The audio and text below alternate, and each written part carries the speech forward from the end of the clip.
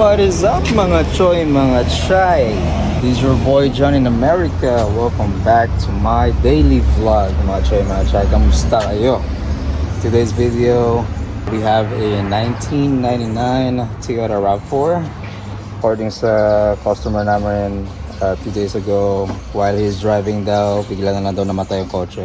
I-diagnosed it na yung timing belt niya naputol. So ngayon, sinisimulan ko ng baklasin timing belt cover dito sa side. Tanggal ko na yung alternator and wiring stuff. So next naman nating tatanggalin itong motor mounts para tapos i-jack natin sa baba para maangat natin konti so that we have space to remove these bolts for the timing cover. Baka nagtataka kayo baka sira na yung makina. No guys, kasi itong engine na to non-interference engine. So pag naputol yung belt niya, yung mga valve niya kaangat papunta pataas para hindi tamaan ng piston yung mga valve niya. So safe itong engine. Pero of course hindi na magsi-start, pero nagka-crank siya.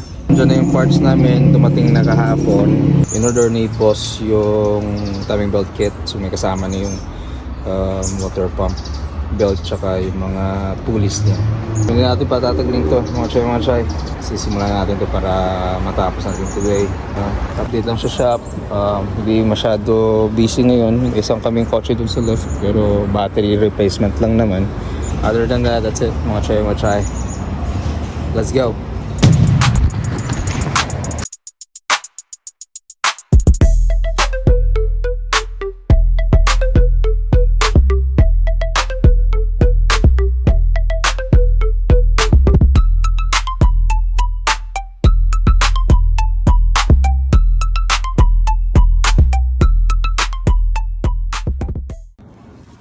Alright mga chay, update lang, into mo natin yung time-lapse. Kakatanggal ko lang ng timing cover. So ito yung problema. Ewan ko kung putol siya, pero putol po siya talaga.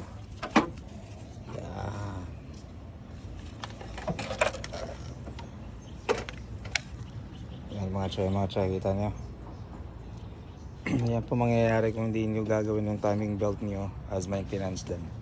Kasi for timing belt kailangan 100k gagawin. What's up? 2 tires. Oh, this is the guy, right? Yeah. Okay. Yeah. Broke it up? Mm-hmm. Yep. Alright mga chay, update lang. So natanggal na natin to. Like I said, pinakita ko kanina, putol yung timing belt. So pause muna tayo dito. And gagawin natin mamaya ulit kasi tumitirik na rin yung init. Yung wifi ko tulog. So gagawin muna natin to. Papalitan natin yung dalawang gulong sa harap. Yung gulong guys. Tapos gagawin natin yung alignment yan. So samahan niyo ako. Let's go!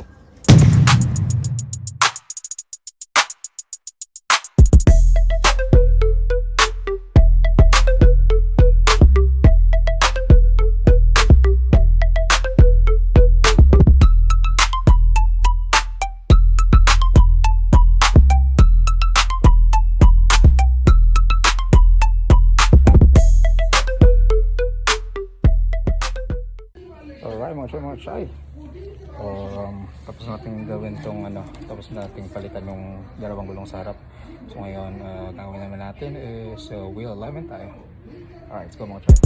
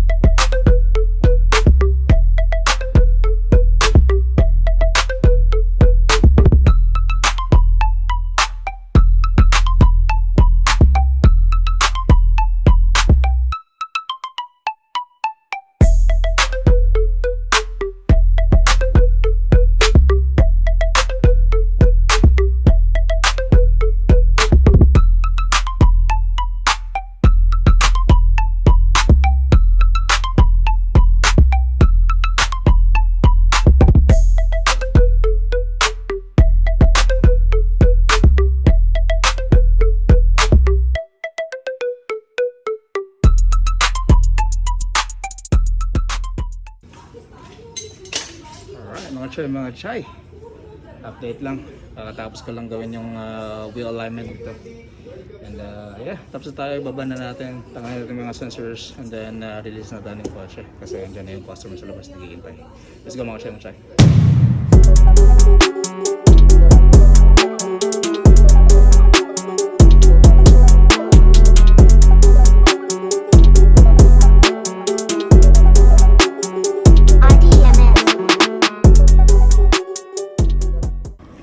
Alright mga chay. Tapos na natin gawin yung wheel alignment. Na-test drive ko na rin. Everything looks good. And so, tapos na. So next part natin is that Civic right there. Papalitan ng battery. Kaso we have the battery already. Pero minta na namin yung approval ng customer. Gusto na palitan ng battery. Kasi ano na very low on battery na. Hindi ayaw na masyado mag-crank yung starter niya. So habang nag-iitay tayo ng approval na gawin muna natin yung RAV4, yung timing belt. Pero bago natin gawin yan, kaya muna tayo. Hindi ako kumain kanina ng umaga kasi nagkape lang. Kasi inumpisahan ko agad yung RAV4 kanina baklasin. Kaya muna ako guys. Basically it's gonna be my brunch na. Kasi time check 12:48 na ng hapon. So tamang-tama. So yeah, kaya muna ako mga chay. And then update ko kayo sa mga susunod na magaganap. Let's go! Alright mga chay. So tapos ka lang kumain ng brunch. Pagpapatuloy ko na yung ginagawa kong timing belt dun sa 99 Toyota RAV4. Let's go mga chay. What's up mga chay? So update lang. Yung gagawin natin ngayon itong Honda Civic. Palitan natin ng starter. Kakapalit ko lang ng bagong battery. Mga chay. Bago yan. So customer wants to replace the starter as well. So yun yung gusto ng customer. So natin.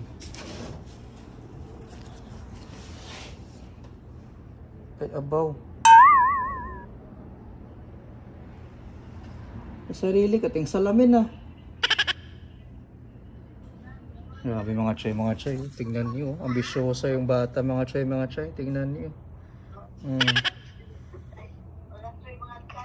Kaway. Ting. Wave. Morning tay. Morning nay.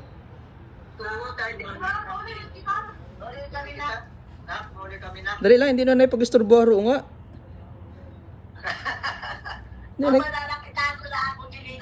Hindi na pag hindi na magpaano ga-make up pero nga Basko gabiro sigarilyo ni Baba. Sige pagtapon ka ron ay. Yan, ayaw ko maging second smoker. Ayaw, mas malisod gari kay Inubo. Inubo pa abi ako. Pali. Viciouser nga mga chay. Oh, may lipstick pa. Ay di pog. Grabe. Ay bo, may blower pa, matsawa magatunog. Wa gandar do blower kon? Wa gandar do blower.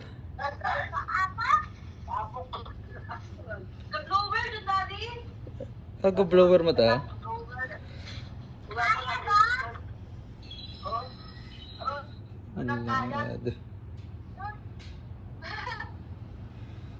Para mga chay.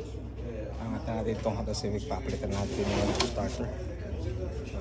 Tsaka cabin filter, tsaka air filter. Papalitan natin. So let's go.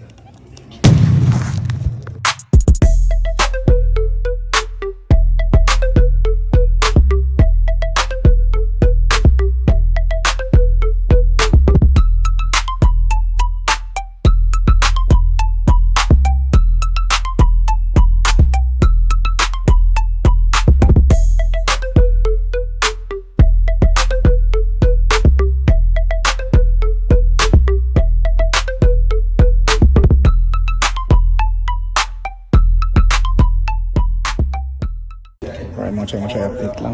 Pause muna tayo dito sa starter. Kunin muna natin yung Ford. Gawin natin yung oil change. And then after that, patuloy natin to. Let's go!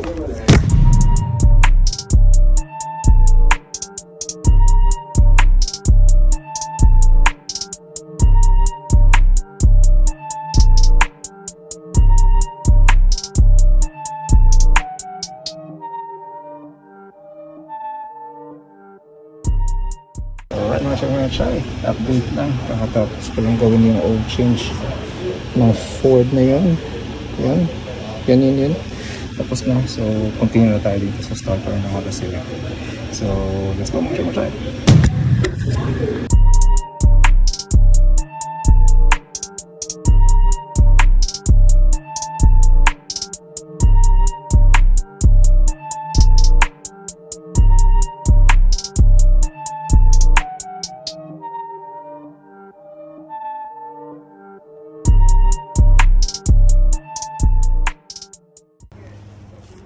Mga chay. Tapos na natin gawin yung starter. Kakababa lang nitong kotse from the lift. So, lastly, we're gonna do is we're gonna replace the filters, the engine one, and then the cabin one. And then after that, release na natin yung kotse. Let's go mga chay.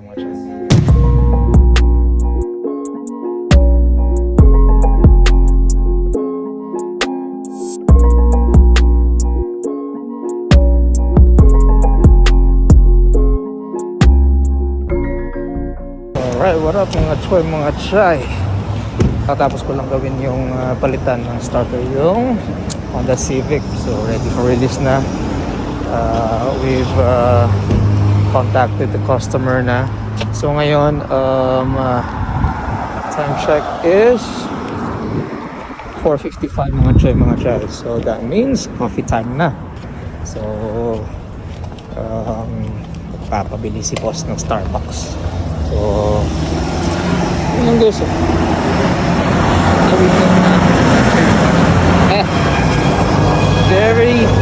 Very easy access Starbucks. Wait. Parang mga siya. Rush hour kaya ang daming kotse ngayon. Ayan, shop mga chay.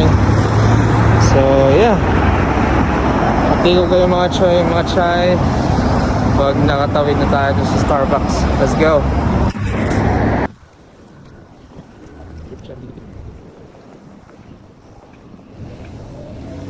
Alright mga chay. Nakatawid lang natin.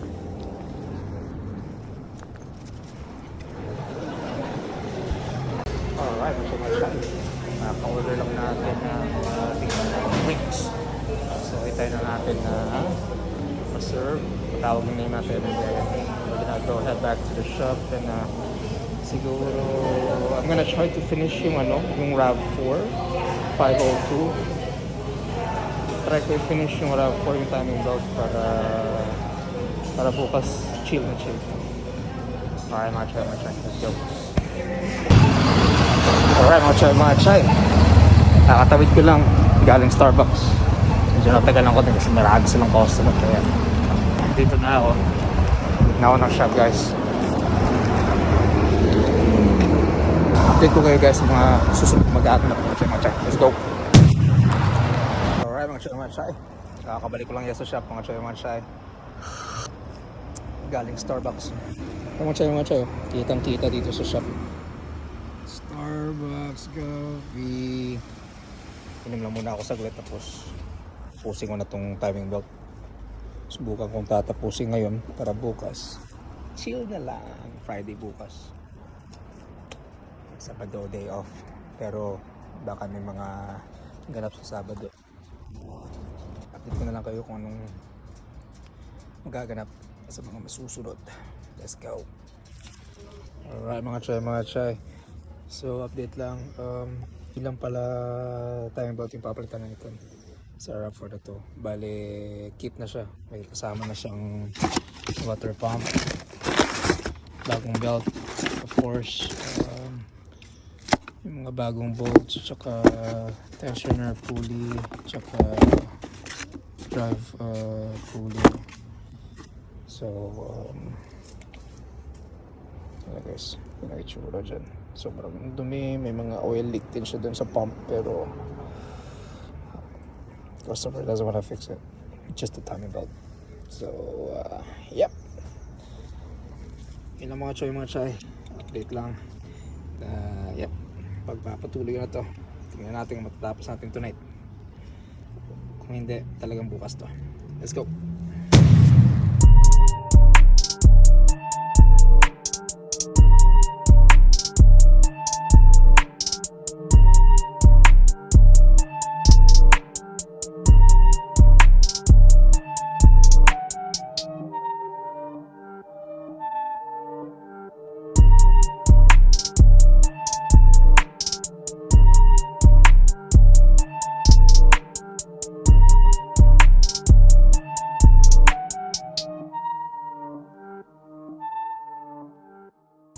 Alright mga chay.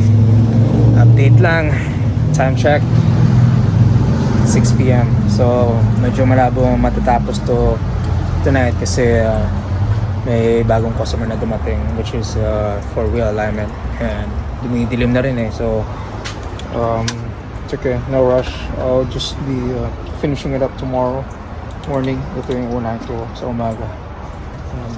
For sure tomorrow matatapos ito mga chay. So, yeah, meron tayong prayers dun. Yun. For realignment mga chay. So, maglilipit muna tayo. Maglilipit muna ako. So, let's go mga chay.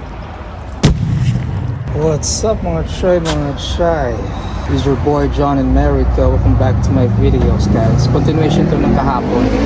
Yung about sa Toyota RAV4 99. So ngayon, nakabit ko na yung bagong timing belt. And pakita ko sa guys inyo. Yan ang mga chay. Nakabit ko na yung timing belt. Bago na yan. Bago na rin yung water pump.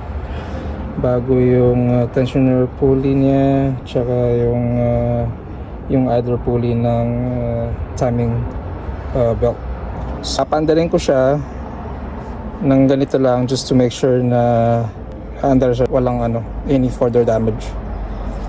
Okay mga chay. After ko yung mga susunod magaganap. Let's go.